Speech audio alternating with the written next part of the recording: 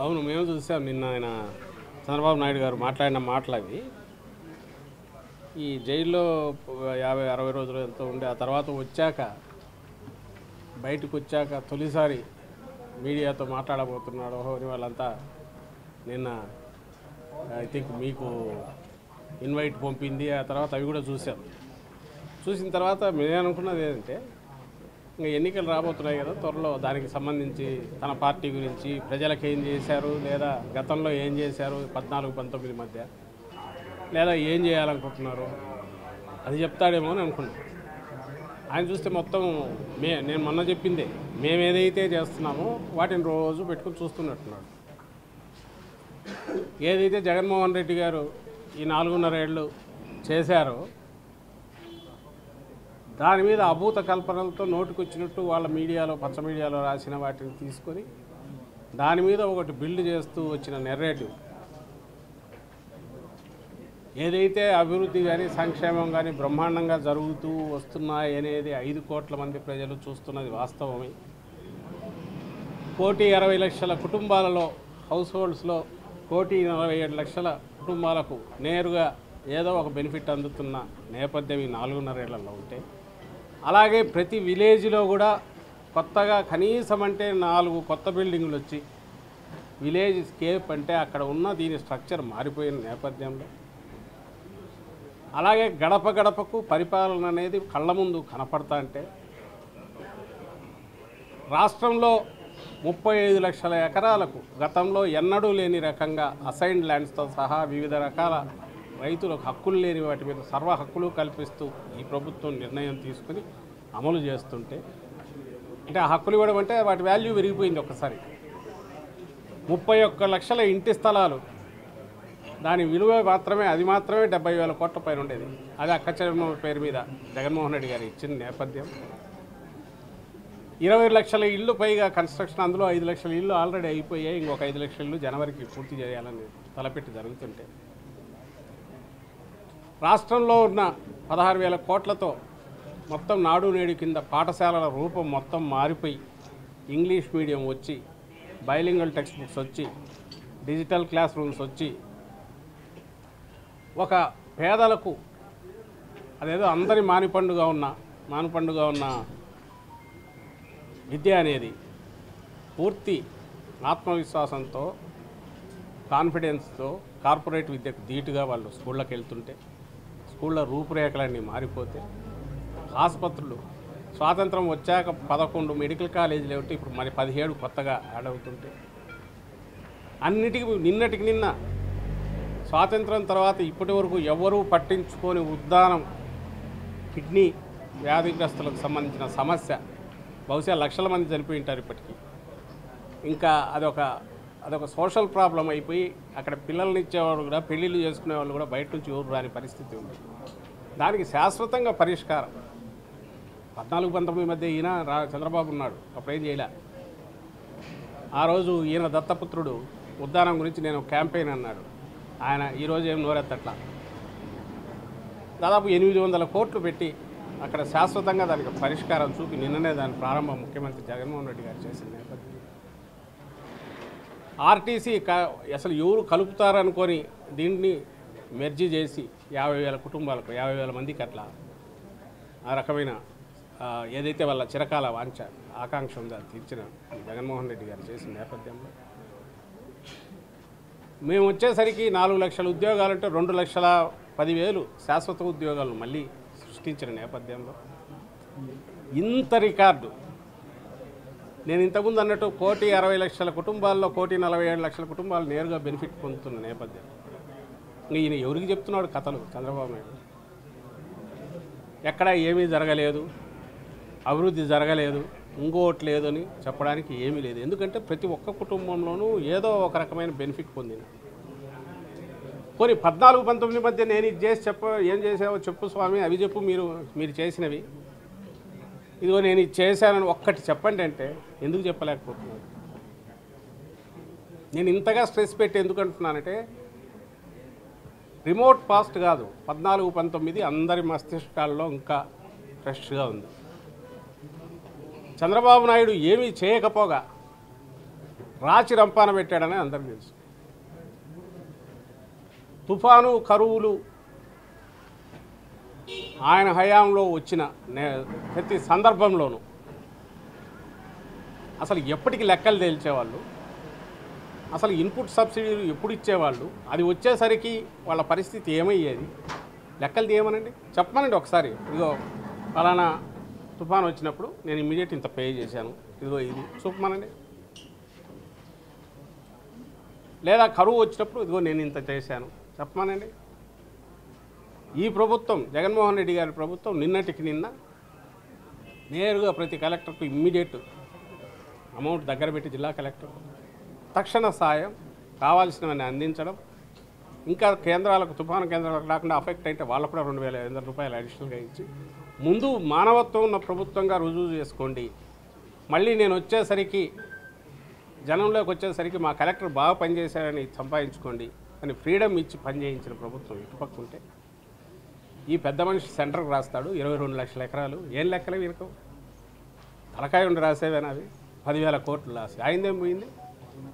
మొత్తం రబీ అంతా పోయింది. ఒక 50,000 కోట్లు ఇవ్వండి అనొచ్చు. అప్పుడు ఎవడో అన్నట్టు కొండ ఎత్తి పెట్టండి నేను మోస్తానంటే కొండ పెట్టలేడు కదా అన్నట్టు. ఇది బాధ్యతతో కూడిన రాజకీయ నాయకుడు చేసే పనేనా? అసలు 22 లక్షల ఎకరాలని ఏ బేసిస్ మీద వచ్చాడు ఈయన? నష్టం జరిగింది 10,000 కోట్లు. ఊరికి నేను పెద్దగా అడిగాను చూడండి మీ తరపున అని చెప్పుకోవడానికి, కాకపోతే ముఖ్యమంత్రిగా పనిచేసిన వ్యక్తి బిహేవ్ చేయాల్సిన పద్ధతేనా అది? మా ప్రభుత్వం ఏం చేసింది? ఇమ్మీడియట్ రాగానే వరుసగా జరుగుతున్నాయి, ప్రకటించారు. ఇంత ట్రాన్స్పరెంట్గా పంట నష్టం అంచనాలు వేసిన తర్వాత, ఎన్యూమరేషన్ మొదలయ్యాక, సామాజిక తనిఖీకి కూడా మళ్ళీ పెడతాం రైతు భరోసా కేంద్రాల్లో అని పెడుతున్నారు. మళ్ళీ దాని తర్వాత ఎవరైనా మావి లేవని వచ్చినా, ఇంకొకటి వచ్చినా అవి యాడ్ చేస్తాము. ఇంకా ఎవరైనా మిస్ అయిన ఫైనల్ లిస్ట్ పెట్టాక కూడా మళ్ళీ నెలాఖరు వరకు టైం ఇస్తున్నామని ఇక్కడ ప్రకటిస్తే, అంటే జల్లడబెట్టి ఎక్కడన్నా మిగిలి అర్హత ఉన్న, సంక్షేమానికి అర్హత ఉన్న కుటుంబం కానీ వ్యక్తి కానీ ఉంటే వాళ్ళని తీసుకొచ్చి ఇది అందజేస్తున్నారు. అలాగే ప్రభుత్వం నుంచి ఏ సహాయం అందాల్సి ఉన్నా, అది ఈ వరద బాధితులకు కానీ, తుఫాను బాధితులకు కానీ, లేదా కరువు దీనికి సంబంధించింది కానీ, దానికి సంబంధించి కూడా సోషల్ ఆడిట్ అనేది పెట్టి స్పెషల్గా కావాల్సినంత టైం ఇచ్చి క్లెయిమ్ పెట్టుకోమని మళ్ళీ చూసి కూడా ఇవి చేస్తుంటే, ఇంత ట్రాన్స్పరెంట్గా జరుగుతుంటే నీకు తప్పు పట్టడానికి ఎక్కడా అవకాశం లేక, నువ్వు 300 రోజులు పైగా హైదరాబాద్లో కూర్చున్న వ్యక్తివి, నువ్వు అసలు ఆంధ్రప్రదేశ్తో నీకు సంబంధం లేదు, గెస్ట్ లాగా వస్తావు, వచ్చి పైన తిరుగుతావు, తిరిగేసి నీ ఇష్టం వచ్చిన ఇవి పెట్టడం ఇంకోటి చేసి ఒక ఫాల్స్ ఇది క్రియేట్ చేసే ప్రయత్నం చంద్రబాబు నాయుడు చేసి దాంట్లోనే ఇంకా కొట్టుకుపోతున్నాడని నిన్న ప్రెస్ కాన్ఫరెన్స్ చూసినా అర్థమవుతుంది. ఒక్క మాటన్నా రెలవెంట్ది ఉందా ఆయన మాట్లాడిన దాంట్లో? స్టేట్కి సంబంధించి కానీ ప్రభుత్వానికి సంబంధించి కానీ ఇంకా 3 నెలల్లో వచ్చేస్తా, 3 నెలల్లో వచ్చి ఎక్కడికి వస్తారు? లేదా ప్రజామోదంతో అభ్యర్థులు ఎంపిక అంటారు. అసలు ప్రజామోదం నీకే లేదు. చంద్రబాబు నాయుడిని రిజెక్టెడ్ 19లోనే కొట్టేశారు. నిజంగా 14-19 మధ్య ఆయన ఒక మోతాదులో పనిచేసి ఉన్నా, ప్రజల గురించి ఆలోచించి ఉన్నా, ఇంత సున్నా స్థాయికి ఆల్మోస్ట్ దగ్గరగా తీసుకొచ్చేసి అడ్డంగా రిజెక్ట్ చేసేవాళ్ళు కాదు ఆంధ్రప్రదేశ్ ప్రజలు. నువ్వు చేయకపోగా రాచి రంపాన పెట్టావు, చీకట్లోకి దోసావు, స్టేట్ను దోచుకున్నావు అడ్డంగా అని పూర్తిగా తెలిసి అనుభవం అయినందువల్లనే అవుట్ రైట్ రిజెక్ట్ చేశారు. చెత్తబుట్టలో వేశారు తెలుగుదేశం పార్టీని, ఆ పార్టీ అధ్యక్షుడుగా ఉన్న చంద్రబాబు నాయుడు. అది ఆయనకు తెలుసు కాబట్టే ఎప్పుడు వచ్చినా, అంటే హైదరాబాద్లో ఉంటే అక్కడ ఆస్తులు ప్రొటెక్ట్ చేసుకోవచ్చు, తన వాళ్ళ బినామీల ఆస్తులు ప్రొటెక్ట్ చేయొచ్చు అనే ఉద్దేశంతో అక్కడ ఉంటున్నాడు తప్ప ఆంధ్రప్రదేశ్కి రావాలని ప్రయత్నం చేయట్లా. అతను చేయట్లా, అతని కొడుకు చేయట్లా, అతని దత్తపుత్రుడు చేయట్లా. సో అక్కడుండి గెస్ట్లుగా వచ్చి ఆంధ్రప్రదేశ్లో ఏం జరుగుతోంది అనేది కూడా అక్కడ ఉండి అక్కడ కూర్చొని రాయిస్తున్నది రామోజీరావు కానీ, రాధాకృష్ణ కానీ వాళ్ళు రాసినవన్నీ తెచ్చి ఇక్కడ పులి. ఎన్నికలు వచ్చేసరికి జగన్మోహన్ రెడ్డి గారు వద్దంట, ఈయన తీసుకొస్తారంట ప్రజలు.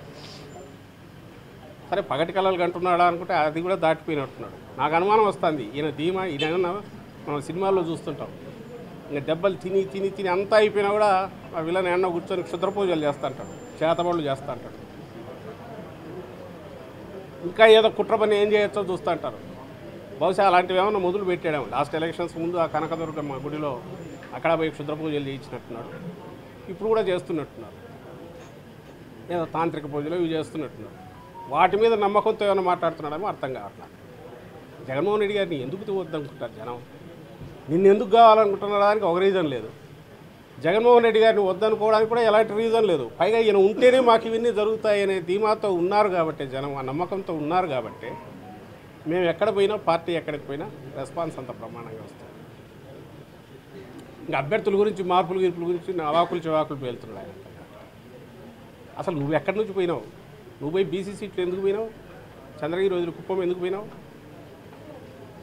మీ వియ్యం కూడా ఆయన బాలకృష్ణ హిందూపూర్కి ఏం సంబంధం? అసలు నీ కొడుకు మంగళగిరికి ఏం సంబంధం? మరి ఒక బీసీ సీట్లో పోయి నువ్వెందుకు పోయినావు?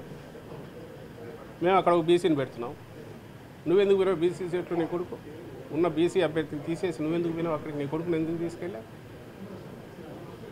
మొన్న చెప్పాం, మళ్ళీ చెప్తున్నాం. మా పార్టీ ఏం చేయాలా, ఎలా చేయాలి, అభ్యర్థులను ఎవరిని పెట్టాలి, పర్ఫెక్ట్ టీం ఎట్లా ఉండాలి అన్నదానికి ఓ బేసిస్ మీద పనిచేస్తున్నాం. ఈరోజు కొత్తగా వచ్చింది కాదు, గత సంవత్సరం నుంచే ముఖ్యమంత్రి గారు చెప్తున్నారు ఎమ్మెల్యేలందరికీ, జనంలోకి ఆల్రెడీ ఉన్నాం, ఇంకా పెంచండి. అలాగే ఎన్నికల దగ్గరకు వచ్చాక అన్నీ ఇవి బేరీజ్ వేసుకున్నాక టీం అనేది పర్ఫెక్ట్ టీం చేసుకున్నాం. ఇది ఎంత ముఖ్యమైనదో పార్టీ పదవి అంతే ముఖ్యమైనది. ప్రతిదీ బాధ్యతగానే మనం చూస్తాం కాబట్టి మీరు ఎక్కడ ఇది కావాల్సిన అవసరం లేదు. మీ వంతు మీరు కృషి చేయండి. మిమ్మల్ని సర్వీసెస్ ఎట్లా వాడుకోవాలని అట్లా వాడుకుంటామంటున్నారు, మారుస్తున్నారు, చేస్తున్నారు. సిటిజన్ ఫర్ డెమోక్రసీ పేరుతో నిమ్మగడ్డ రమేష్ ఉన్నారు, LV Subrahmanyam, retired judge Lakshman Reddy, వీళ్ళందరూ కలిసి దొంగ ఓట్ల మీద. రిటైర్డ్ జడ్జి కాదు ఆయన, లక్ష్మణ్ రెడ్డి. ఈయన వేరు, మా దగ్గర నుంచి పోయినాయి.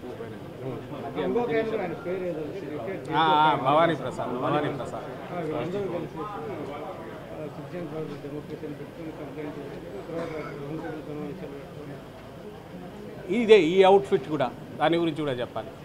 ఈయనకు ఒకటి చంద్రబాబు నాయుడు తెలిసిపోయింది, ఈ 2024లో 0 ఒక్కటి కూడా వచ్చే అవకాశం లేదు ఎక్కడ, కుప్పంతో సహా.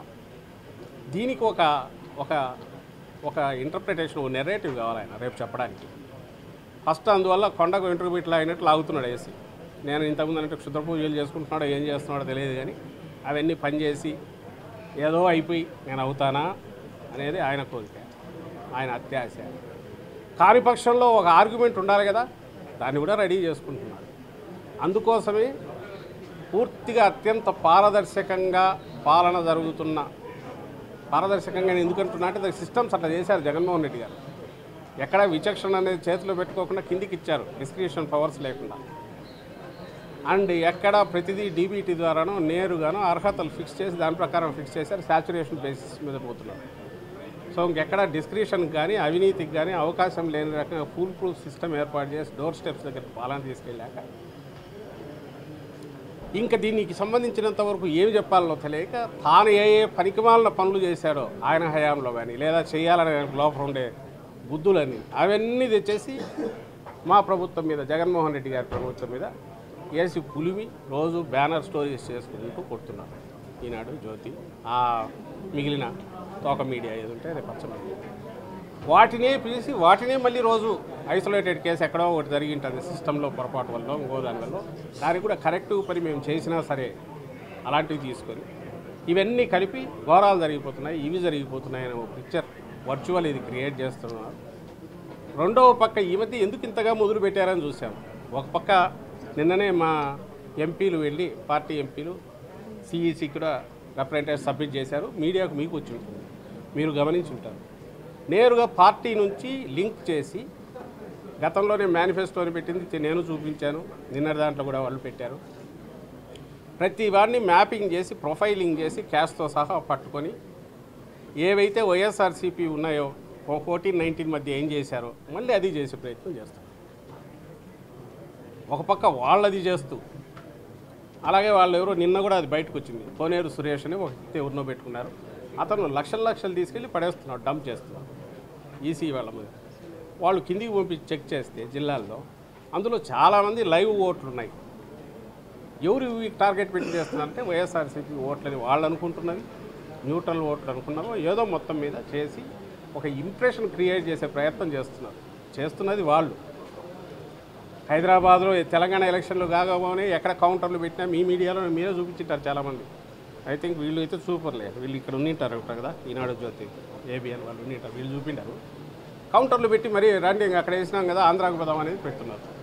మళ్ళీ జై సిబిఎన్ టీం అని పెట్టుకుంటున్నారు.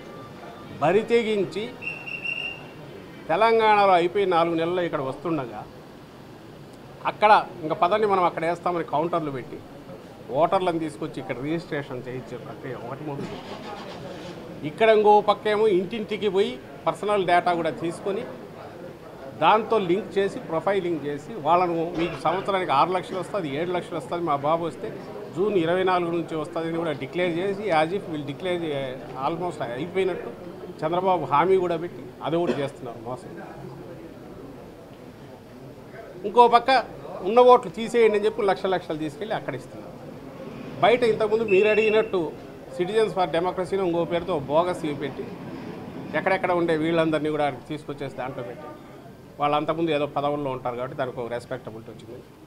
వాళ్ళు సెమినార్లు కండక్ట్ చేసి అన్యాయాలు జరిగిపోతున్నాయి. ఒక్క ఇన్సిడెంట్ ఎక్కడ అన్యాయం జరుగుతోంది వైఎస్ఆర్సీపీ నుంచి అనేది మేము ప్రూఫ్లతో సహా చూపించాం. ఇదిగో వీళ్ళు చేసిన వివిఎన్ మై మేనిఫెస్టోలో ఏదో టీడీపీ పార్టీ మేనిఫెస్టో అనేది ఒకటి ఆ వెబ్సైట్ చూస్తే దాని నిండా ఇదే ఉంది. లాస్ట్ టైం సేవామిత్రని ఏం పెట్టి చేశారు, ఇప్పుడు అదే చేస్తున్నారు. అండ్ ఇంకో పక్క ఏమో వాళ్ళు చేస్తున్నవన్నీ ఆ పక్క ఉంటే ఈ పక్క వైఎస్ఆర్సీపీ వాలంటీర్లను వాడుకుంటుంది. వాలంటీర్లకు ఎన్నికల డ్యూటీలకు ఏం సంబంధం అండి? వాలంటీర్లు వచ్చి ఏం చేస్తారు ఎన్నికల దాంట్లో? అసలు కుదురుతుందా? జరగదని నీకు తెలుసు, దానికి ఏఈసీ చెప్పాల్సిన అవసరం లే. ఎలక్షన్ డ్యూటీలు ఎవరు పార్టిసిపేట్ చేస్తారు? రెగ్యులర్ ఎంప్లాయీస్ చేస్తారు. చీఫ్ సెక్రటరీగా పనిచేసిన ఎల్వి సుబ్రహ్మణ్యం గారికి తెలియదా? లేదా జడ్జి ఎవరు భవానీ ప్రసాద్ అని అతనికి తెలియదా? ఆ నిమ్మగడ్డ రమేష్కి తెలియదా? ఆయన కూడా ఇంతకుముందు చాలా పదవులు వెలగబెట్టారుగా. లక్ష్మణ్ రెడ్డి కంటే తెలియకపోవచ్చు, ఆయన చేయలేదు. వీళ్ళంతా బ్యూరోక్రాట్సే కదా, లేదా జడ్జీలే కదా, చేయలేరని తెలుసు. ఎస్, కార్యక్రమం మాది జరుగుతున్న కార్యక్రమం అభివృద్ధికి సంబంధించి ఎక్స్ప్లెయిన్ చేసేది వాలంటీర్ తీసుకెళ్ళగాక ఎవరు తీసుకెళ్తారు? ఇంటింటికి పోయే వాలంటీర్ కాక స్టేట్ చేసిన డెవలప్మెంట్ అనేది ఎవరు తీసుకెళ్తారు? దాన్ని పెట్టి చూపించి వీళ్ళు ఏదో చేయబోతున్నారని తాము చేస్తున్నవన్నీ మాకు రుద్ది వైఎస్ఆర్సీపీకి ఈ ప్రభుత్వానికి తాము గతంలో చేసినవి ఇప్పుడు చేస్తున్న తప్పులేదు. ఏమి ఎక్స్క్యూజ్ కోసం సాకు కోసం చూస్తున్నారని నేను గట్టిగా అనుకుంటున్నా అంటే రేపు ఎన్నికల్లో వైఎస్ఆర్ కాంగ్రెస్ పార్టీ స్వీప్ చేశాక ఇదిగో ఓట్లన్నీ ఇవి చేసుకున్నారు, లేకపోతే వీళ్ళు వచ్చేవాళ్ళు కాదు. ఎవరిని తృప్తిపరచడానికి ఇవి? మీకు నిజంగా అధికారం లేక రావాలని, ప్రజాసేవ చేయాలని ఉండి ఎలాగూ లేదు, పోనీ అధికారంలోకి రావాలని ఉంటే ఏం చేయాలి? ప్రజలకు సంబంధించి ఏదైనా హామీలు ఇవ్వాలి. అది ఇక్కడ ఉండాలి, ఈ గడ్డ మీద ఇక్కడికి వచ్చేయాలి, ఇక్కడ ఉండాలి, ఇక్కడ తిరగాలి, ఇక్కడ ప్రజలకు చెప్పాలి. చెప్పి వాటి గురించి ఏం చేయగలరు, లేదా మా దాంట్లో లోపాలు ఎత్తుంది, మీరు ఏం చేస్తారో ఏం చేశారో చెప్పండి. అట్లా కాకుండా ఏదో ఆయన ప్రెస్ కాన్ఫరెన్స్ పెట్టాడు ఏదో అంటే ఏముందంటే ఇది మొత్తం తను గతంలో ఏం చేశాడో అవన్నీ మా మీద వస్తాయి. ఒక్క మెసేజ్ చెప్పాలనుకుంది ఆయన ఏంటంటే 3 నెలల తర్వాత ఆయన వస్తా అన్నాడు. సార్, జనసేన ఒక ఆరోపణ చేసింది, Asian infrastructure investment bank NDB bank ఆంధ్రప్రదేశ్ను బ్లాక్ లిస్టులో పెట్టారు. ఈ ఆరోపణ ఎందుకు పెట్టడం నాకైతే అర్థం కావట్లేదు. గవర్నమెంట్ జనసేన ఆరోపణలు వాళ్ళు ఏం చేసినా ఎక్కడ చేసి ఏం చేసినా కూడా ఎనీ గవర్నమెంట్కి ఇదే కాదు, అంతకుముందు ఆడిట్ సంబంధించి సిఏజీ అయినా ఇంకోటైనా రెగ్యులర్ ప్రాసెస్ ఏదంటే దాని ప్రకారం వాళ్ళు ఏదైనా రాస్తే వీళ్ళు సమాధానాలు ఇస్తారు, పోతుంటారు. ఇప్పుడు ఇందులో గమనించాల్సింది ఏంటంటే చంద్రబాబు చేసిపోయిన అప్పులు మా మీద పడేసినవి, కోవిడ్ తర్వాత వచ్చిన దాంతో ఉన్న సిచ్యువేషన్ మీద ఆ తరువాత ఇంత బరువు మోస్తూ ఈ ప్రభుత్వం సంక్షేమం కావచ్చు, అభివృద్ధి కావచ్చు, స్టేట్కు కంప్లీట్ ఒక ట్రాన్స్ఫార్మ్ చేస్తున్న నేపథ్యంలో ఖచ్చితంగా బరువు ఉంది. దాన్ని నువ్వేది ఎత్తి వీళ్ళకి నేను కనిపెట్టానని ఎవరు చెప్పాల్సిన అవసరం లేదు, దట్స్ దేర్. బట్ ఇంత ఇది ఉన్నా కూడా despite all this Jaganmohan Reddy గారు తలపెట్టిన యజ్ఞం ఏది ఉందో అది కంప్లీట్ చేస్తున్నారు. అది అబ్జర్వ్ చేయమని చెప్తున్నారు. అది చూడండి, అది గమనించండి. ఎవరు దాచిపెట్టుకోవడానికి ఏముంది అక్కడ? ఇది ప్రతిదీ ట్రాన్స్పరెంటే. ఒకవేళ అక్కడ నుంచి ఏదైనా క్వశ్చన్స్ వస్తే రాస్తారు, సెంటర్ నుంచి కావచ్చు, ఇంకోటి కావచ్చు, ఏదైనా సరే దాన్ని డీల్ చేసే పద్ధతిలో చేస్తారు. సిటిజన్స్ ఫర్ డెమోక్రసీ వాళ్ళు ఇంకొక అంశం కూడా లేవట్లేదు. జగనన్నే రాష్ట్రానికి ఎందుకు కావాలనే కార్యక్రమం ప్రభుత్వ కార్యక్రమంగా ఎలా నిర్వహిస్తారు, పార్టీకి ప్రభుత్వానికి మధ్య రేఖను చెరిపేస్తున్నారు అని ఎలక్షన్ కమిషన్ కూడా ఫిర్యాదు చేశారు సార్. అదే నేను దాని గురించి చెప్తున్నా. స్టేట్లో జరిగిన డెవలప్మెంట్ గురించి, ఎకనామిక్ ఇండికేటర్స్ గురించి మొత్తం వివరాలన్నీ ఇచ్చి ఇంటింటికి తీసుకెళ్తుంది. అది గవర్నమెంట్ ప్రోగ్రామ్, గవర్నమెంట్ గారు ఎవరు తీసుకెళ్తారు? వాలంటీర్స్ తీసుకెళ్తారు. చంద్రబాబు ఎలక్షన్ టైంలో ఎన్నికల మద్యపాన నిషేధం చేస్తామని చెప్పి లేకపోతే ఓట్లు అడగమన్న వైసీపీ ఏ రకంగా వెళ్ళి ప్రజల్లోకి ఓట్లు అడగగలదు అని చంద్రబాబు. ఆ రోజు మద్య నియంత్రణ అని చెప్పింది కంట్రోల్ చేయడానికి రకరకాల పద్ధతులు ఏది చేస్తున్నారు. అలాగే మేనిఫెస్టోలో ఆయన అంటున్నాడు, నేను ఇది ఒక్కటే అడుగుతున్నాను, ఎందుకు మేము 100% జగన్మోహన్ రెడ్డి గారు మార్కులు వేసుకోవట్లేదు లేదా మేము కూడా అనట్లేదంటే ఈ కారణాలు. 99.5% దాకా పూర్తి చేసిన హామీలు ఉన్నాయి, వాటిని గురించి చూసి చెప్పమనండి ఆయన. దీనికి సంబంధించి కూడా ఒక సోషల్ ఇష్యూగా కూడా ఉన్న దీంట్లో మ్యాక్సిమం కంట్రోల్ చేశారు. రెవెన్యూ తగ్గకుండా ఓ పక్కనే చేసుకుంటూ ఇంకో పక్క కన్జంప్షన్ పూర్తి తగ్గేట్టు ప్రయత్నం చేస్తుంది. అది ఒక ఏదైతే దానివల్ల కుటుంబాలు నాశనం కాని పరిస్థితి మెయింటైన్ చేస్తూ బ్యాలెన్స్డ్ దీంట్లో పోతున్నారు. దానికి సంబంధించి నువ్వు ఏదైతే దాన్నే పట్టుకొని దీన్నే అడుగుతున్నాడు, దాన్నే మిగిలిన 99% వాటి గురించి చూసి వాటి చెప్పు, నువ్వేం చేసావు వాటి చెప్పు. నువ్వు బెల్ట్ షాపులు నీ హయాంలో వచ్చి బెల్ట్ షాపులు ఎవరంటే చంద్రబాబు గుర్తొచ్చే పరిస్థితి నీది. నేను అదే అంటున్నా కదా, నీ ఒళ్ళంతా ఇది పెట్టుకున్నాడు. మా జగన్మోహన్ రెడ్డి గారికో మాకు ఎక్కడ మరక ఉంది అని చూపి చిన్న మరక చుక్కలాగా ఉండేది కనపడుతుంది అని చూసి వెతికే ప్రయత్నంలో నువ్వు కింద మీద పడుతున్నావు. నీ వైఫల్యం అక్కడే కనపడుతుంది. చంద్రబాబు నాయుడు వైఫల్యం అసలు ఎక్కడ ఏం పాయింట్అవుట్ చేయాలనే పరిస్థితిలో ఉన్నారు. కాబట్టి ఏదైతే ఇష్యూ మేము కూడా చెప్తున్నాము, నియంత్రణ దిశగా లాంగ్ టర్మ్లో ప్రయత్నం చేస్తామంటున్నాము, దాన్నే పాయింట్అవుట్ చేసి ఇది ఎందుకు చేయలేదు చెప్పంటే ఆయన అక్కడే తెలుస్తుంది కదా, ఎత్తి పీరియడ్ దివాలా కోరుతాం అక్కడే తెలుస్తుంది కదా.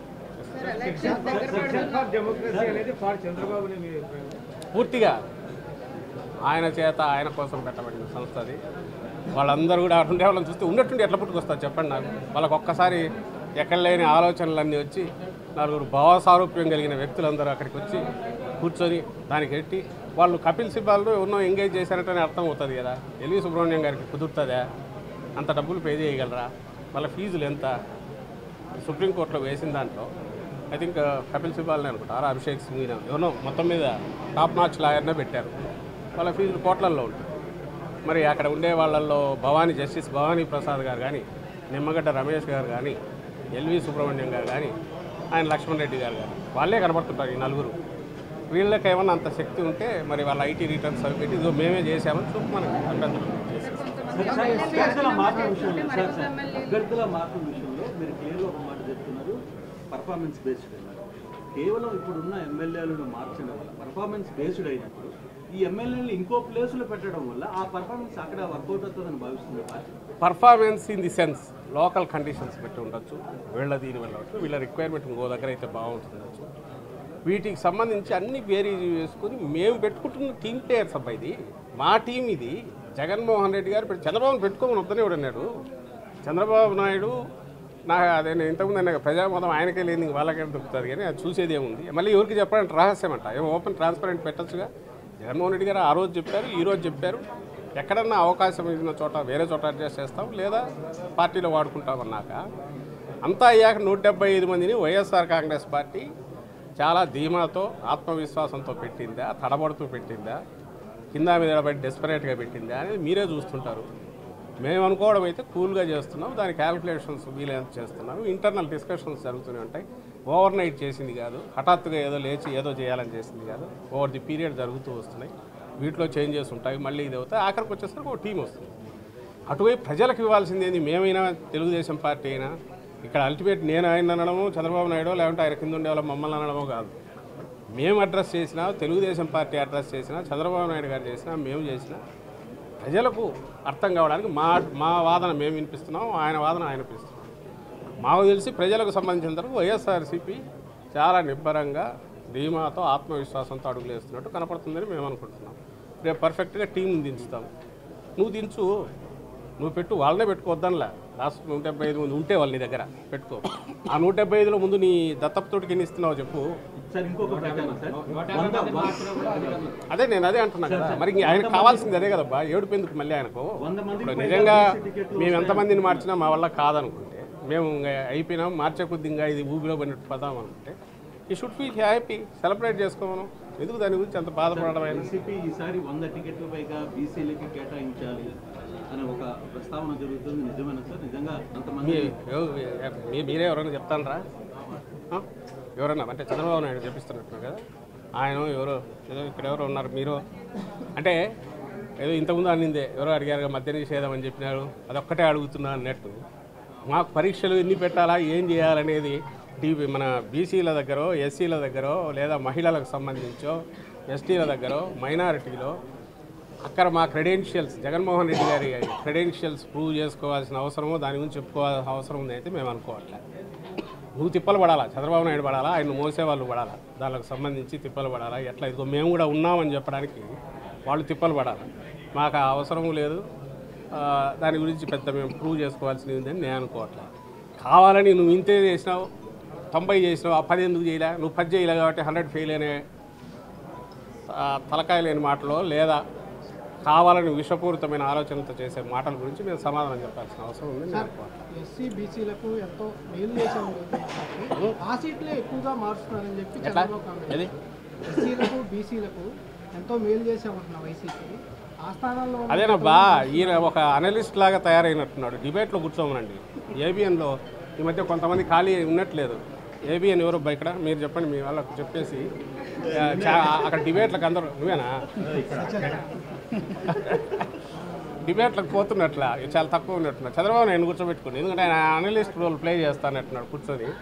ఆయన డిబేట్ దీంట్లో ఉంటే రోజు మేమేం చేస్తున్నాం చూసి, జగన్మోహన్ రెడ్డి గారు ఈరోజు ఇవి చేయింది సరిగలేదు, ఇది చేసింది బాగాలేదు, ఓకే ఇది బాగుంది, ఇట్లాంటివి చెప్పినట్టు చెప్తే చెప్పండి. ఎస్సీ సీట్లు ఎస్సీలు కాక ఎవరు వస్తారు? ఎస్సీ సీట్లలో ఎస్సీలే వస్తారు. ఇంకా నేను నాకు సంబంధించి నేను చూసిన దాంట్లో ఇప్పుడు బీసీ పెరిగిన ఒక రకంగా పెంచినాము. ఇక్కడ చేసాము, అక్కడ చేసాము, 2 చోట్ల చేసాము. అవి చేయమని ఆయన కానీ చేయమని చెప్పు, ఆయన ప్రయత్నం చేయమని చెప్పు. మా ప్రయత్నం గురించి మొత్తం ప్రజలు అబ్జర్వ్ చేస్తున్నారు. నేను మళ్ళీ చెప్తున్నా కదా, మా క్రెడెన్షియల్స్ ఈరోజు మేము ప్రూవ్ చేసుకోవాల్సిన అవసరంలా జగన్మోహన్ రెడ్డి గారు ప్రత్యేకంగా ఎక్కడా లేని ఒక బెంచ్ మార్క్ క్రియేట్ చేసి, అంతకుముందు ఇంత ఉంటే ఒకేసారి ఇంత పెద్ద గీత గీశారు. యాజ్ ఫార్ యాజ్ సంక్షేమం, అందులోనూ ఎస్సీ ఎస్టీ బీసీ మైనారిటీలకు సంబంధించి తగలమనం ఎంత తగులుతాడో, ఆయన ఏం పెంచుతాడో చూడమని చెప్పి ఖచ్చితంగా మన దీనికి వైఎస్ఆర్సీపీకి సంబంధించినంత వరకు సామాజిక సాధికారత దిశగా ఎక్కడ అవకాశం ఉంటే అక్కడ వీలైనన్ని అయితే పెరుగుతాయి, ఆ వర్గాలకు పెరుగుతాయి. అండ్ 175 అది పర్ఫెక్ట్ టీం తయారవుతుంది. ఈ 2 బ్యాలెన్స్ చేసే ప్రక్రియ మేము చేస్తున్నాం. చేతనైతే చంద్రబాబు నాయుడు గారు అది చేసుకోమని చెప్పండి, అంతే తప్ప మా దానిలకు సంబంధించి రోజు ఆయన పొద్దుపోని కామెంట్స్ చేయడం వల్ల ఆయనే ఇదైపోతాడు. ఆల్రెడీ ఎత్తిపోయినాడు. ఏం మాట్లాడుతున్నావు అంటే ఏం మాట్లాడుతున్నావు అర్థం కాదు. నీకు చెప్పుకోకుండా వాళ్ళ మీద జనం కూడా ఆయనే తిడుతున్నారు.